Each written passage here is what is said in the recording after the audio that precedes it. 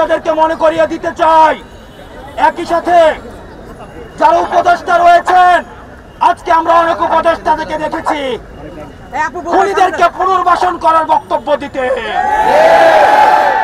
আমরা সেই সব উপদেষ্টাদেরকে মনে করিয়ে দিতে চাই, ছাত্র জনতার অভ্যুত্থানের মধ্য দিয়ে আপনি উপদেষ্টা হয়েছেন।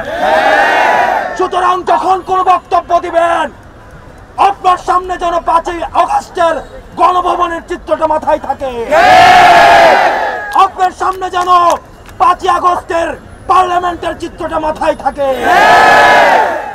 যারা স্বৈরাচারকে পুনর্বাসন করতে চায়, যারা খুনি হাসিনাকে পুনর্বাসনের মতো বক্তব্য দিতে চায়, আমরা ছাত্র জনতা যেভাবে তাদেরকে উপদেষ্টা বানিয়েছি, ঠিক একইভাবে গদি থেকে ছুড়ে নামাতে আমরা দ্বিধা করব না। আজকের এই মঞ্চ থেকে আমি 3টি দাবি জানাতে চাই। 1 নম্বরে, যারা খুনিদেরকে পুনর্বাসন করার জন্য ব্যাকস্টেজে মেকানিজম করছেন, আপনাদের এই প্লটিং এর আমরা 20 দাঁত ভেঙে দিব। এবং আমরা বলতে চাই, আমরা সচেতন করে দিতে চাই উপদেষ্টাদের, আপনারা সচেতন হয়ে যান, আপনাদেরকে ছাত্র জনতা প্রতিহত করবে।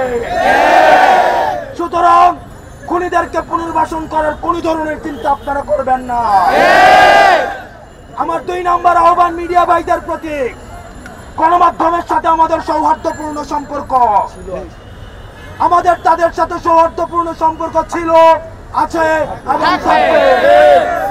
আমাদের আন্দোলনকে সার্বজনীন করার ক্ষেত্রে গণমাধ্যমের অবদান অনস্বীকার্য। এই ফ্যাসিজমকে উৎখাত করতে গণমাধ্যমের ভূমিকা অনস্বীকার্য।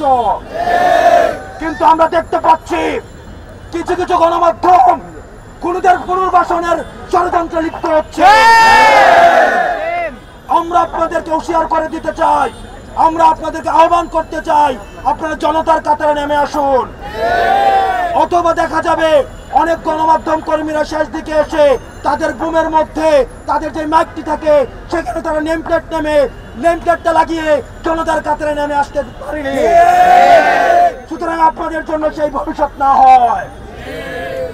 সর্বশেষ বলতে চাই, আন্তর্জাতিক অপরাধ ট্রাইব্যুনালে খুনি হাসিনাকে প্রধান আসামি করে এবং অন্যান্য যারা তার সহযোগী ছিল, এই ফ্যাসিজমের যারা ফুল সোলজার ছিল, তাদেরকে আসামি করে এই অন্তর্বর্তীকালীন সরকারের কাছে আমরা দাবি করছি, খুনি হাসিনাকে আসামি করে আন্তর্জাতিক অপরাধ ট্রাইব্যুনালে মামলা দায়ের করতে হবে। রক্তের দাগ এখনো শুকায় না,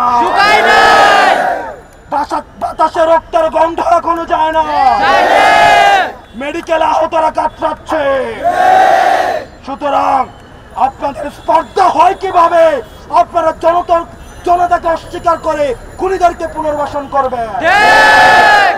সর্বশেষ যারা শিক্ষার্থী এখানে রয়েছেন, আমরা আপনাদেরকে বলতে চাই, ক্যাম্পাসে ছাত্রলীগের চলে আসা দখলদারিত্বের যে রাজনীতি, হল দখলের রাজনীতি, ক্লাসরুমের যে রাজনীতি, স্বৈরাচারকে ফুট সোলজার হিসাবে পালন করার যে রাজনীতি, এই রাজনীতি ক্যাম্পাসে পুনর্বাসন আর কোনোদিন হবে না, কোন দলের মধ্য দিয়েই হবে না। আমাদের এখন বিক্ষোভ মিছিল আমাদের এই রাজু ভাস্কর্য থেকে শুরু হবে।